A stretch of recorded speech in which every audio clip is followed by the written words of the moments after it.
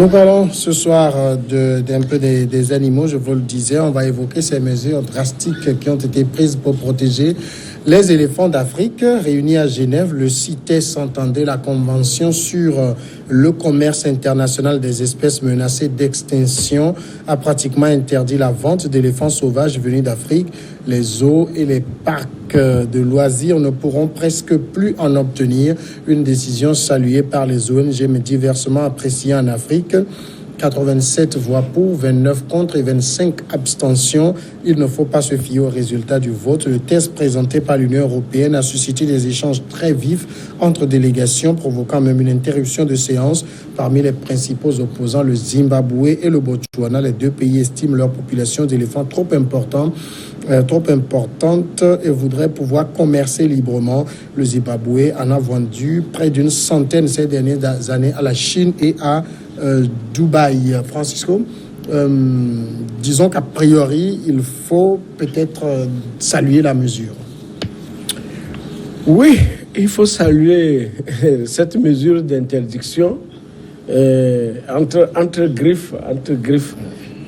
Il est vrai qu'il y a beaucoup d'espèces. Il n'y a pas que les éléphants. Il y a d'autres, il y a la girafe, même la forêt, la flore. Il y a voilà, de mer, qui disparaissent et on ne fait rien pour les protéger et pour les maintenir. C'est ça qui est déplorable.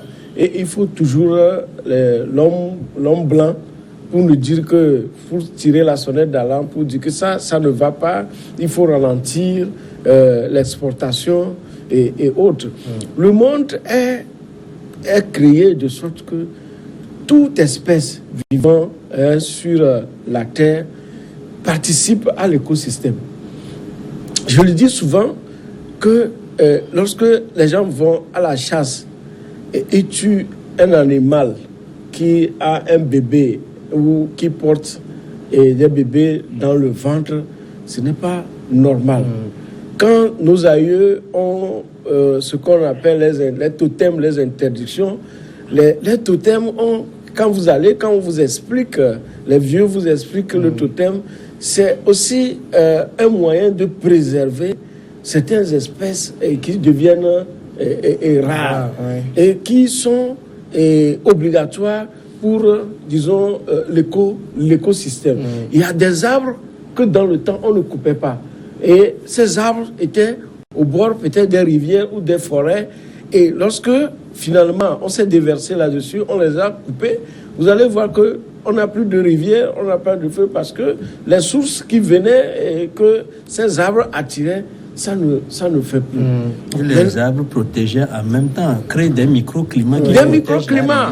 Voilà. Et maintenant, aujourd'hui, la jeunesse, un arbre qui a mis 100 ans, 150 ans pour grandir, un jeune qui arrive de 25 ans, il cherche à manger, il coupe l'arbre et c'est fini. Il détruit tout un système, un écosystème qui devait fonctionner. Voilà, aujourd'hui, seulement pour le cas du Zimbabwe et du Botswana, ils ont effectivement une forte population. Maintenant, qu'est-ce qu'il faut faire? Peut-être qu'il faut les répartir dans les pays, au lieu qu'on les exporte vers l'Occident, qu'on puisse voir gagner de l'argent dessus. Ah oui, mais qu'on puisse voir comment l'Occident qui dit de ne pas les exporter vers eux, parce que lorsque c'est surtout la Chine et Dubaï qui sont les premiers. Oui, ils en consomment, ils sont consommateurs. Donc, ils n'ont qu'à financer les projets pour qu'on puisse les répartir. Par exemple, ici, au Togo, il y a encore quelques têtes d'éléphants. Quand nous on rentre dans Malfa Kassa, et le jour que tu es chanceux, tu rencontres les éléphants, au moins tu es content que tu en as vu. Donc, nous, on préserve encore, on ne tue plus les éléphants comme avant. On peut, l'Union européenne et autres peuvent financer l'achat de quelques têtes d'éléphants pour venir vers les autres pays qui n'en ont pas. En fait, et ces pays aussi, c'est leurs ressources. C'est leurs ressources. Le Zimbabwe, qui a des problèmes, a d'énormes réserves d'ivoire. Oui. Mais ces ivoires sont interdits d'exportation. Qu'est-ce que vous voulez qu'il devienne? Alors justement, Chris Sega, vous comprenez un peu la position du Zimbabwe, du Botswana, parce qu'ils disent que la population des éléphants est très importante et qu'on devrait faire une sorte de dérogation pour leur permettre à eux de commercer cette espèce-là.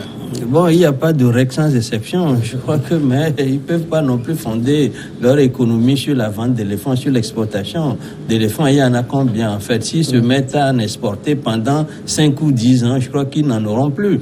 Et je crois que cette mesure-là est salutaire en ce sens que c'est pour préserver les éléphants et faire en sorte que les générations à venir puissent aussi avoir leur part de ce patrimoine du point de vue de la faune. Maintenant, je rejoins ce que M. Nakupou a dit pour dire que il faut créer une autre forme de rentabilisation de la population des éléphants. C'est que nous dormions souvent en Afrique sur la tradition et ça nous empêche d'aller vers des voies, de nouvelles voies de prospection. On croit que la seule façon de rentabiliser les éléphants, c'est peut-être de les vendre à la Chine, mais la Chine achète les éléphants pourquoi? Juste pour les y voir. La chair de cet animal-là, vous allez voir que ça va rester quelque part en train de pourrir, comme quoi on ne sait pas faire autre chose de la chair de l'éléphant, c'est seulement les cornes, les défenses des éléphants qui intéressent. Je crois que le Zimbabwe, le Botswana doivent essayer quand même de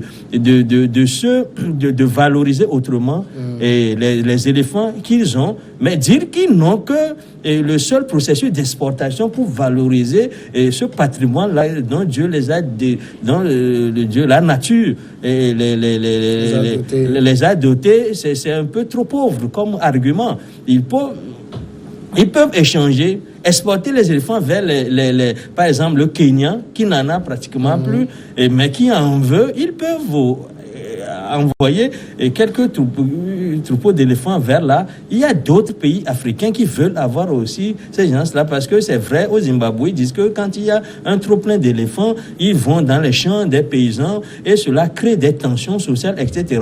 Mais c'est vrai, lorsqu'on interdit l'exportation de ces bêtes-là, on peut, et c'est l'occasion pour réfléchir, pour mener une réflexion de fond sur une autre manière de valoriser ce patrimoine-là. Et Nakupou a presque tout dit sur le sujet. On peut en céder aux autres, même on peut faire intervenir les Européens pour en acheter et disperser un peu partout en Afrique, là où ils peuvent prospérer. Mais je crois que dire que la seule façon de valoriser les éléphants, c'est d'en vendre à la Chine, à la Thaïlande, juste pour leur défendre, pour faire des bijoux. Je crois que c'est trop pauvre comme argument. Mais aux yeux de ceux-ci, Georges Hérault, quand on dit que l'éléphant est un animal menacé d'extinction, le Botswana et le Zimbabwe ne seront pas de cet avis. Ils disent qu'ils en ont un peu trop. Effectivement, c'est la nature. Moi, je pense que, vous savez, Dieu a donné à chacun selon sa miséricorde. Il y a certains, leur sous-sol est garni de ressources pouvant leur permettre de subvenir à leurs besoins. Il y a d'autres, comme le Botswana, le Zimbabwe aujourd'hui, qui ont l'ivoire. Et c'est des produits d'échange qui leur permettent aussi de subvenir à leurs besoins. Et comme l'a souligné mes deux précédents, et aujourd'hui, s'il y a quelque chose à faire pour compenser ce manque à gagner du Botswana et du Zimbabwe, qu'ils s'asseyent et qu'ils discutent. Parce qu'en vérité, si vous pensez que vous avez de la richesse et que vous ne pouvez pas en servir, ça fait mal. Et le Botswana, avec certains pays, ne peut jamais décider un jour que certains minerais contribuent à faire ceci, à faire cela, ou bien aujourd'hui, compte tenu de ce qu'on appelle la protection de la couche d'ozone, dire aujourd'hui que certains pays ne doivent plus utiliser le charbon et tout, et décider alors que c'est les ressources que ces pays ont pour pouvoir participer au commerce international. Mais aujourd'hui, il faudrait qu'on pense à faire autrement. Si c'est le tourisme qu'on va développer avec ces animaux, ben qu'on développe le tourisme et qu'on les aide à ce qu'on construise un grand parc pour ces animaux et que les gens passent visiter. Et quand les gens passent visiter, le tourisme, ça donne de l'argent. Ça permet au pays d'avoir de l'argent. Si c'est ça, là, vous allez voir que le pays ne va plus tourner les regards sur le fait de tuer les animaux, avoir l'ivoire et vendre.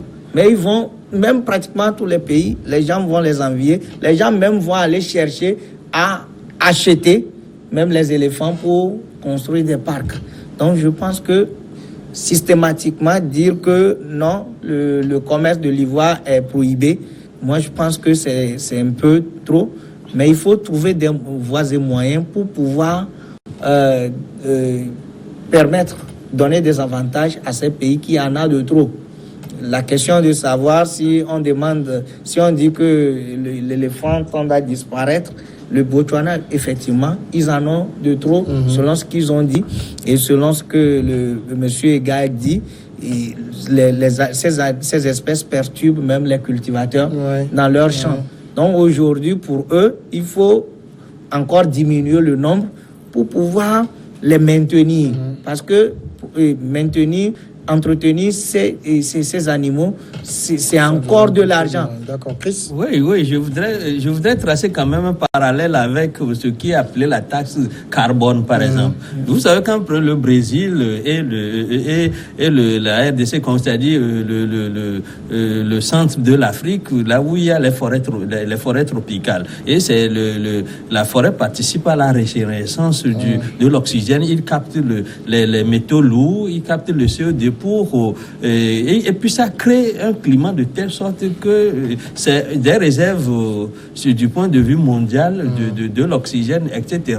Mais c'est-à-dire, il y a certains pays comme le Brésil ou bien les pays autour de l'Amazonie qui pensent par exemple qu'ils ont trop un excès de forêt alors que cela constitue quand même des ressources à exploiter, parce que même dans l'Amazonie, il y a du pétrole, qu'aujourd'hui, il y a une polémique sur le sujet. Est-ce qu'il faut exploiter ce minerai-là ou non? Parce que exploiter le pétrole voudra dire qu'il faut détruire la forêt, alors porter atteinte à l'écosystème d'abord et porter atteinte à l'essence forestière dans son ensemble et aussi porter atteinte à cette réserve-là d'oxygène. Parce que la forêt fonctionne comme une pompe. Qui absorbe du CO2, les métaux, maintenant, pour convaincre ces pays-là, il a créé ce qui est le mécanisme de la taxe carbone, c'est-à-dire vous gardez votre forêt et contre quoi on vous paie tel. Vous êtes payé parce que vous disposez de tel volume de forêt. Je crois qu'aujourd'hui, le monde change et il faut que nous changions nos mentalités pour nous mettre en adéquation avec les nouvelles exigences. Mais c'est que quand je dis tout à l'heure que nous dormons trop sur les idées reçues, sur la tradition, c'est que ça nous empêche de prospérer les nouvelles voies de développement. C'est la paresse intellectuelle tout simplement. Et c'est pour cela que je voudrais tracer ce parallèle-là avec la taxe carbone, que si le Zimbabwe et Botswana, qu'est-ce qu'ils ont proposé? Ils proposent tout simplement de continuer comme ils ont continué jusqu'à présent, de vendre de l'éléphant aux Chinois et aux Thaïlandais. Mais c'est ce que vous avez toujours fait. Mais qu'est-ce que cela leur a apporté comme du plus-value qui a permis leur développement? On ne voit pas non plus le développement qui soit fondé sur la base de l'exploitation des défenses d'éléphants. Donc je crois qu'il faut changer les paradigmes, changer ces paradigmes-là revient quand même à prospérer d'autres voies de rentabilité de ce patrimoine-là, comme ce qui a été créé comme le mécanisme taxe carbone. Mais il faut quand même trouver une solution, comme par exemple dans d'autres pays, on a des conflits intercommunautaires à cause des dégâts que causent les bœufs et tout. Dans ces pays aussi, ils estiment que les éléphants causent, parce que quand il y en a trop, après la forêt, ça ne leur suffit plus pour se nourrir, ils se dirigent vers les habitations. Et la seule solution, c'est de vendre. Oui, mais comme je le disais, mais les localités qui abritent les éléphants aujourd'hui, lorsque un jour un éléphant dégaine, c'est les habitations, tout ça là qui tombe.